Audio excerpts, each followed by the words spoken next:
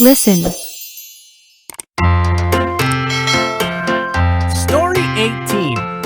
All aboard! In school today, we learned about a train that travels to the roof of the world.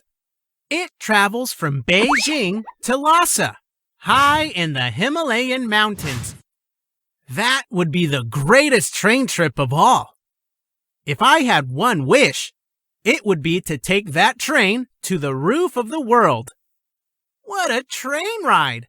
Imagine the sights and the things I would see. Read aloud.